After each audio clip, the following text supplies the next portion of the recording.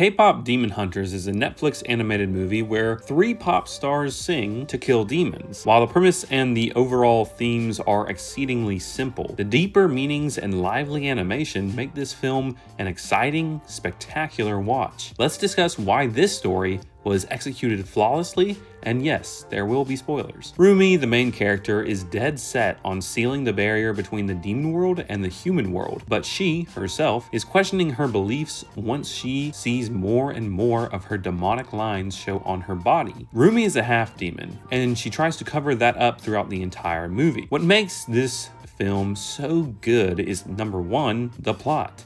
Rumi's reluctance to share part of her world with her best friends leads to significant problems. And I think that there are multiple layers to what is going on here. For one thing, Rumi feels ashamed and confused about her identity. While she has these wonderful, amazing powers that are literally healing the world, she also has to deal with that side that is seemingly evil. I'm not going to connect this to an allegory of the spirit of God and sin, because it seems like the demonic powers are only bad when you let them overtake you. Maybe these things could be like a sense of worry or feeling shameful for certain things, but at the same time, the lines on Rumi's body seem to symbolize an acceptance of that part of herself. Maybe accepting the feelings she has, not to give power to them, but to honor the fact that they are real, and it's okay to feel bad or sad sometimes. It could be a metaphorical depiction of suppressing negative emotions. Things like video games, food, binge watching, music, YouTube, they can all be used to cover up those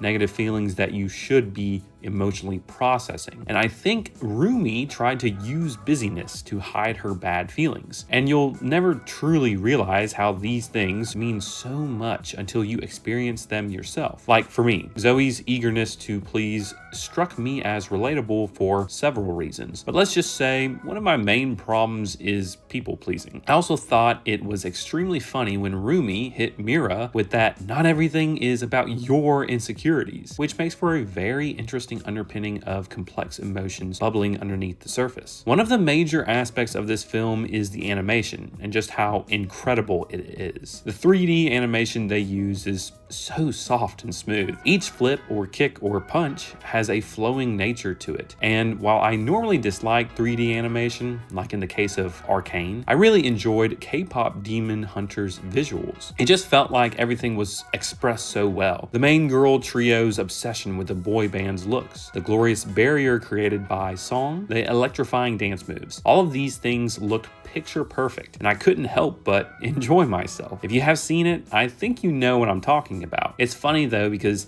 the action sequences were, in my opinion, by far the worst part of the movie. They were so bland, monotonous, and repetitive. There was genuinely no effort in creating interesting fights, but let's be honest, no one cares about that in a musical. But that's where this movie truly shines. The soundtrack is heavenly. I have been blaring these songs in my car since finishing the film. They sing 90% of them in English, and they are just so dang catchy. The lyrics cut deep when Rumi is expressing her conflicted feelings in the song entitled Free, where she goes back and forth between hunting demons and finally being able to breathe when talking to the demon boy band leader. The beats pull you in and you just start dancing to the rhythm. These singers give it their all in delivering these powerful lines, and I can feel their emotion through the song. K-Pop Demon Hunters does a ton of things right. I heavily appreciated the theme of becoming your true self and not hiding anymore. There were so many times in my life when I was afraid to tell people that